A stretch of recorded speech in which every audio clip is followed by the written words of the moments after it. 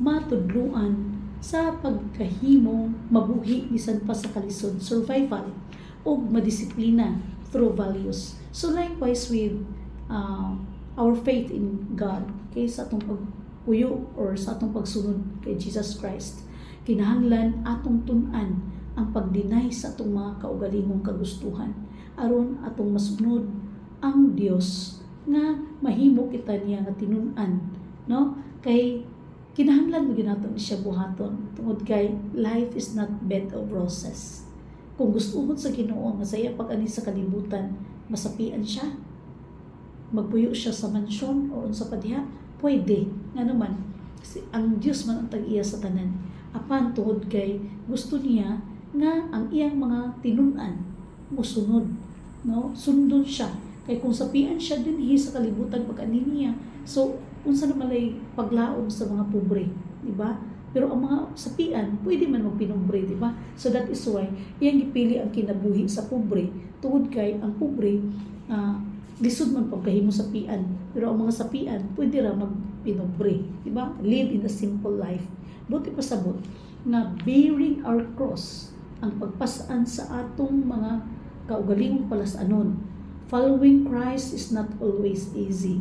Okay? Ang pagsunod kang Kristo dili sayon. In Luke 14 tells us clearly that we must carry our cross, no? Atong pasanon, ang atong mga palasanon. Ngano man nga palasanon man. Okay? So sumala wala may mga problema kaayo, no? Nga dili nato madaog. Wala ta tuguti sa Dios nga taga ang problema nga di nato madaog. Kini mga sapian nag-ingon siya mas lisod, no? Ang masayon ang pagsulod sa kamilyo ngadto sa bangag sa dagom kaysa mga dato nga kanang musulod ngadto sa gingharian sa langit. Kay nakita sa Dios nga lisod ang tao dili lamang mga sapian nga daghang kay kwarta, no? Na may uban nga bisag gamay ra kwarta kay feelingon sapian pod. So nakita na to mga kaigsuonan nga ang sapian lisod magkinabuhi sa pagkapinombre tungod kay naandad na sila sa kinabuhi sa sapian. Unya, bisag mga pobre, usahay, laog gyapon tano.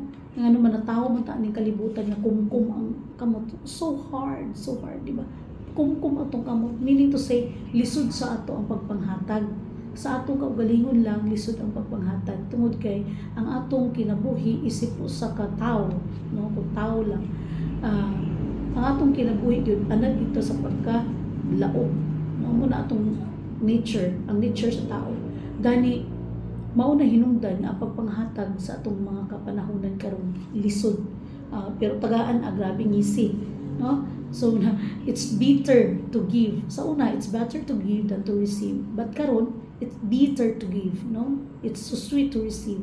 Grabe na kaayo ang kapanahunan karon, mahapit na ang Pasko.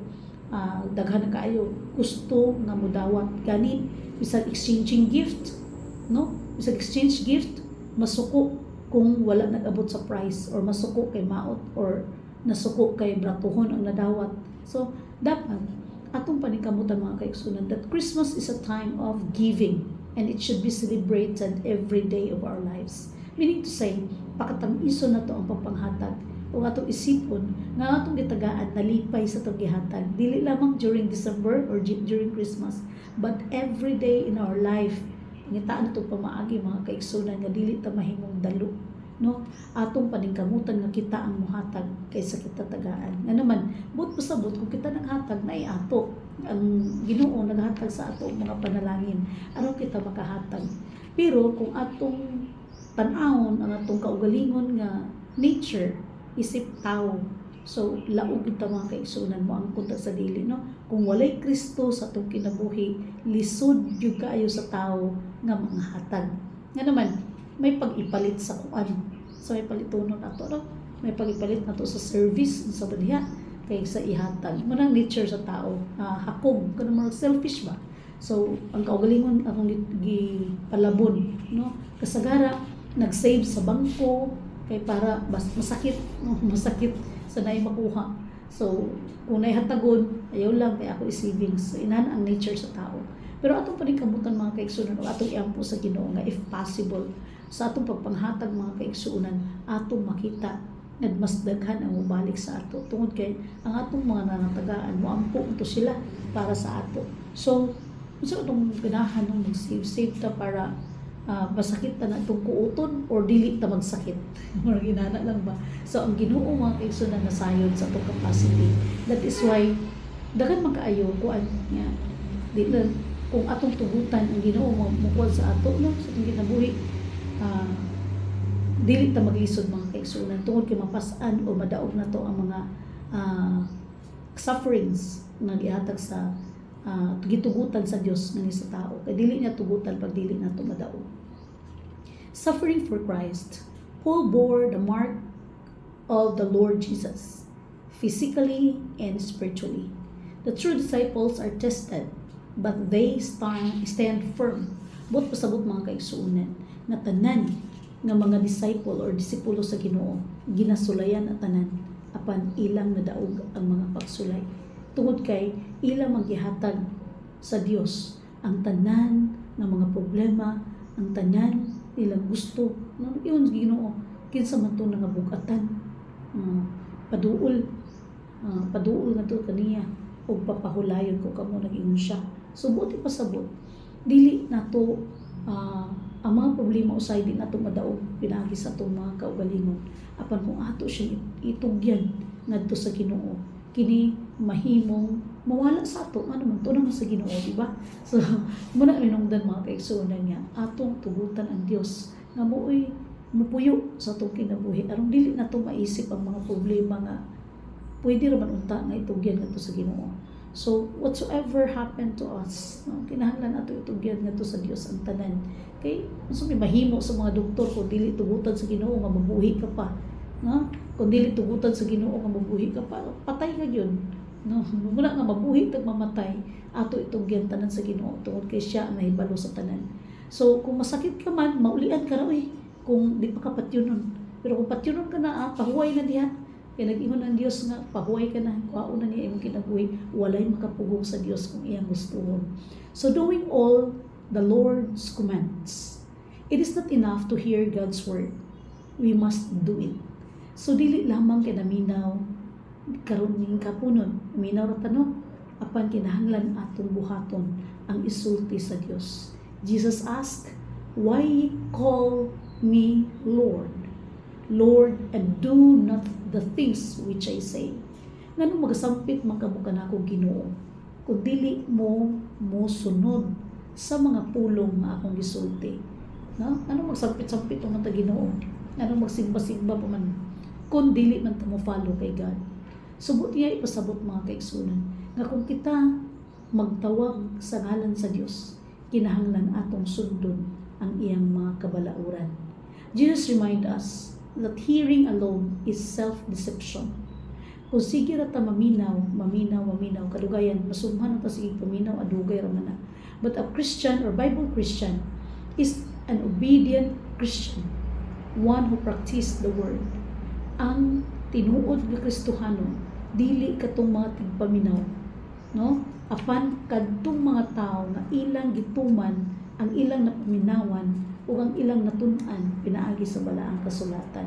Kung mag-ingon ang Ginoo nga dili ka mangawat, kinahanglan dili lang kay nakadungog ka nga dili mangawat, kun dili kinahanglan dili gyud ka mangawat. Nana no? Kung nadunggan nato ang tanan sulod sa napulo ka sugo uban sa mga gusto sa Ginoo nga ipatuman sa ato, no? So kinahanglan atong buhaton aron matawag kita nga usa ka Kristohano. Blessing of being a Bible Christian, sa mga panalangin na tumakuha kung kita mga sumusunod sa Dios. We have seen the cost of discipleship. But what about the blessing? Kita na to kanina nga usip isa ka disciple kinahanglan atong pasaanon atong mga krus, di ba? Makaantos ang usa ka disciple. Unsa man ang panalangin nga ihatag sa Dios kung makaantos kita sa mga pag-antos nga ihatag nga ni kanato. The Bible show us that following Christ is the greatest privilege and the greatest reward. Bisan gidatugan kita sa mga tentasyon, gidatugan ta mga pagsulay, naay panalangin nga ihatag ang Dios. Number 1, complete salvation from sin. complete salvation what ipasabot kung usa ka sumusunod sa Ginoo, ginapasaylo sa Dios ang imong mga sala. Ato makita sa Matthew 1 to Rome chapter 8. Scripture assures us that believers stand redeemed, forgiven, and justified. The thief on the cross was saved in his final moment, proof that Christ can save any souls that turns to Him. Usa ka pasalig sa Dios nga kung diin kung kita magtuo o magbuhat sa mga kabubuton sa Ginoo, panalangin ang atong pag-awat. Duha ra gyapon mga kaigsunan. Ganina, duha ka klase ang tao. Usa ang tapok or bando sa tao. Ang iya sa Dios o ang iya sa kontra sa Dios nga mao ang yawa. Ug duna usab dinhi gitawag nga ang atong pagbuhat ini kalibutan adunay duha ka mga sangputanan. Kung magbuhat og maayo nga naa sa kabubuton sa Ginoo, ang sangputanan niini panalangin. Ug kun atong gihimo dili kabubuton sa Dios, tunglo ang atong maangkon. So naragap nato sa pagpili. Bisan nag-antos ta ni kalibutan mga kaigsuonan sa pagsunod nato sa Ginoo kung mag-antos man ta, atong gipas-an ang atong cross apan sa katapusan niini panalangin ang ihatag sa Ginoo. Apan kung atong napatuyang ta ning kalibutan na, no? Curse or tunglo ang atong maangkon. Number 2, fellow heirs with Christ. Gihatagan kita og katungod nga mag-angkon ug mahimong sumusunod sa gingharian sa Dios. We are not only saved, no? But we are adopted. Wala lang kay giluwas kita mga kaigsunan, apan gihimo kita nga mga adopted sons and daughters of God. We share in His promises of God. And Ephesians 1 tells us Jesus is the head and we are the church, His body. But pasabot mga kaigsuunan, part kita sa kinabuhi ni Kristo. Okay? Kung atong gisunod siya, umahimong mga disciples or sumusunod. Number 3, victory over our enemies. Sa diha nga magsunod ta sa Ginoo mga kaigsuunan, mahimo kitang magmadaugon. Okay? Romans 16 declares that God will brush Satan under His feet. So, sa diha nga magsunod ta sa Ginoo, atong masamaran ang ulo ni Satan or kuan siya no, yung parable sa halas, madukduk ang ulo sa halas. So, over sin and death, in 1 Corinthians 15 proclaims triumph through Christ. Magmadaugon ang tao sa Dios pinaagi kang Jesus Christ. Bigyan siya, Jesus is the way, the truth, and the life. But ipasabot mga kaigsuunan, ang isip po sa kakristohanon, isip po sa kasumusunod ni Kristo, si Kristo ang dalan, ang kamatuoran, o ang kinabuhi. Walay makaadto sa amahan, gawas kung pinaagi kaniya. But ipasabot, ang kinabuhi sa Bible Christian, mao ang kinabuhi sa pagka-madaugon. Magdaog mga kaigsunan. Pareha sa kuan ba? Kanang mga salida-salida ato nakita nga nagani bida o kontrabida mo daog kinang bida. Kunya ato makita mga kaigsunan nga ang kaaway sa Ginoo kang Ginoo sa katapusan ni ana mudaog gyud ang iya sa Dios. Buti pasabot nga ang kinabuhi sa dili magtuman sa Ginoo mawala lang na siya. Mawala lang na siya. So, the resurrection of just. Okay? Ang pagkabanhaw sa mga matarong. In Luke 14 verse 14, promises that the righteous will be raised and rewarded. Mao ni siya ang kaayo ho mga kaigsunan. Gitabangan ta sa Ginoo, iyang gitabangan ta sa pagdala sa atong palasanon, unya tagaan pagyud ta niya og reward. Unsay reward? Ang iyang promise mga kaigsunan sa John 14, 1-3, na iya tang dadon didto sa langit ng puluy-anan aron kung asa gani siya ato usab kita. This world is not the end for the believers. Bulahan ikaw tungod kay wala sila ikabayad kanimo, apan ikaw pagabalusan sa Dios diha sa pagkabanhaw sa mga matarong. So dili lang ang reward nato nining kalibutan pinaagi sa pagtabang sa Dios every now and then, but ang ultimate na itong reward mga kaigsunan, mao ang langit nga gitagana sa Dios alang sa mga matarong. Tagaan ta niyang immortality Buti pasabot assures everlasting life. Makita nato sa John 3:16, for God so loved the world that He gave His only begotten Son, that whosoever believeth in Him should not perish, but have an everlasting life. Immortality, kinabuhing walay katapusan, ihatag sa Dios niadtong mga katawhan nga motuo o mo-follow kaniya. Romans 6:23, like siya recalls it the gift of God. Mo siya ang gasa sa Dios sa iyang mga katawhan. Christians do not merely live, they live forever. Kinabuhing walay katapusan, ihatag sa Dios. The gift of the Holy Ghost. In Acts 2 and Acts 19 reveals the Spirit as the promise of the Father, our comforter, our teacher, and our divine helper. Buti pasabot mga kaigsuunan nga sa diha nga mag-alagad ta sa Ginoo, sa diha nga mag-follow ta sa Ginoo niining kalibutan na ihatag sa Dios ang balaan nga espiritu aron mahimo na tong magdadapig, mahimo na tong magtutudlo o mahimo na tong katabang. Buot pasabot dili hindi tayo nag-iisa. Okay? Naay Ginoo nga atong kauban kanunay until the end of the world. Buot pasabot nga naa kanunay ang Dios ilabi na sa atong pagmensahe sa maayong balita. The challenge, why are you not a Christian? Okay? Let me ask you personally, friends, listeners, right now. Why are you not a Christian? Christian na ba ta? Ato bang kinabuhi, ato nang gitugyan ngadto sa Dios? This is not light question. It is the most important question in our life. Whether we submit our life to God and become a real Christian, a Bible Christian, or we will have many excuses. Nganong wala ta nahimong tinuod ng mga Kristohanon? Common excuses of people. Let's consider some excuses of people used for not coming to Christ. Nganong dili ta mosunod sa Ginoo? Ang uban nagyan siya, I am waiting until I am strong enough. Ayaw akong mag-alagad sa Ginoo kung tiyada na ang akong kinabuhi. Nag-ingon si Jesus, without me, you can do nothing. So, dili lang baka mosunod kang Kristo tungod kay wala pa ka nasapian. Nag-ingon ng Diyos, na without me, you can do nothing. Kinsa may motabang sa atong mga kaigsunan kung wala ang Diyos. Number 2, nag-ingon, kasagaran sa mga excuses, I am not ready yet. Dili pa andam. Kanus amalita mag-andam. God says, now is time to accept Jesus as our personal Savior. Another excuses, it is not too hard to be a Christian. Lisod mahimong Kristohanon. Lisod ba? Okay, Jesus says, take my yoke, or my yoke is easy. Yeah, ang iyang sugo sa Ginoo sayon.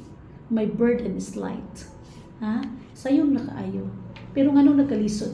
Tungod kay ang tao anad sa pagpakasala. There are too many hypocrites.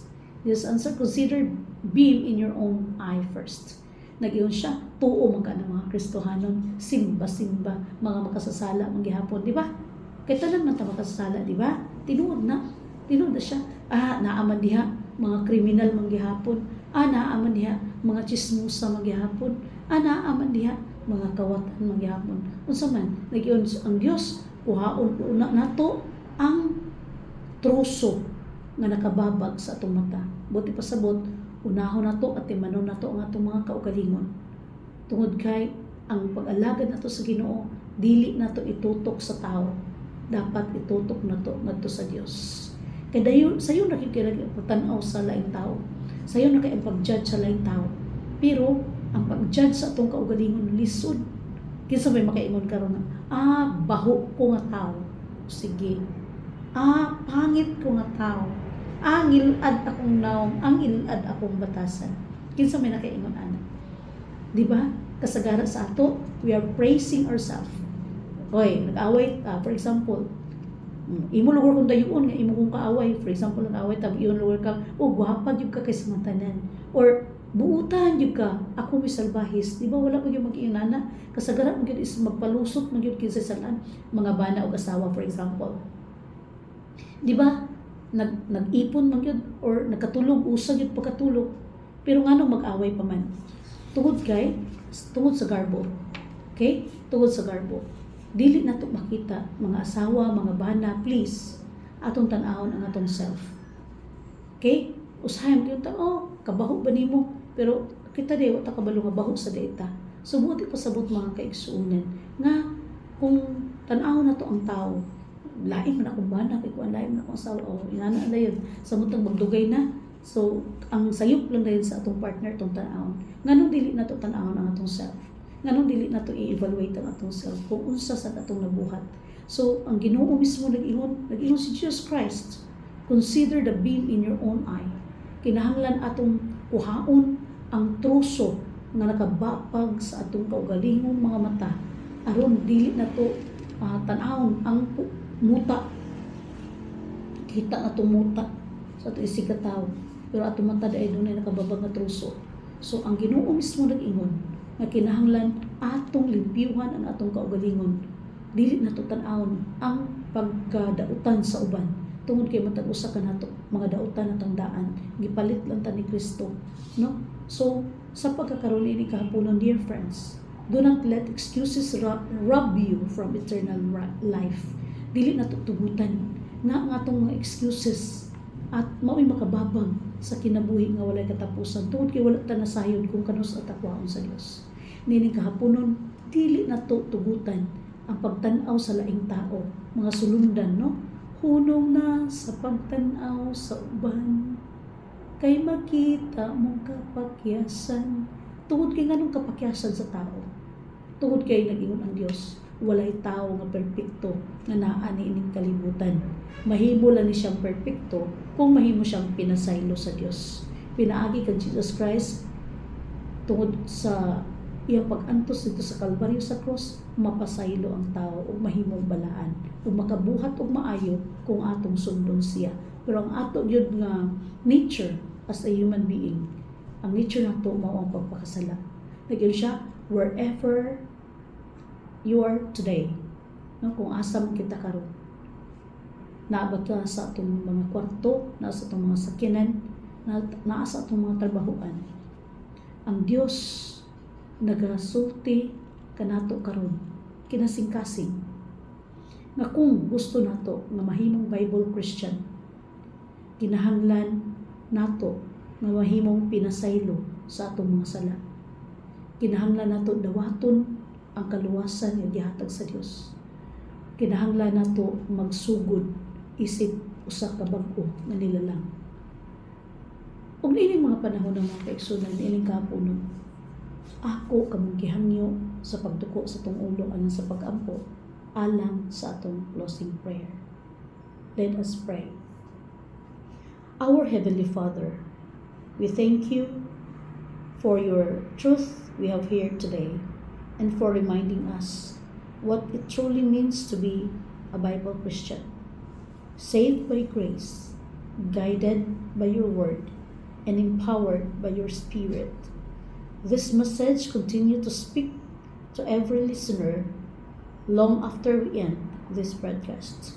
Strengthen us to live faithfully, obediently, and boldly for you. Keep us under your care until we meet again in your second coming. In your precious name of Jesus Christ, our Lord and Savior. Amen. Thank you for spending time with us or with me this afternoon. Remember, Bible Christian is one who's saved by Christ, confessed Christ, follows Christ, and lives by His word. So may God bless you and keep you until we meet again next Sunday afternoon here in Adventist World Radio AWR 97.9 Light FM, and in our Facebook page Adventist Light Media Ministry. Nanukad diri sa inupulan sa lives Miss Oriental o sa atong personal Facebook page Mangandamta matag Domingo sa hapon. And this is your friend in Christ, Cici, teacher, and signing off this afternoon. Og sa atong programa, kini ang inyong igsuon, Tina Dahilan sa Dora. Mangandamta.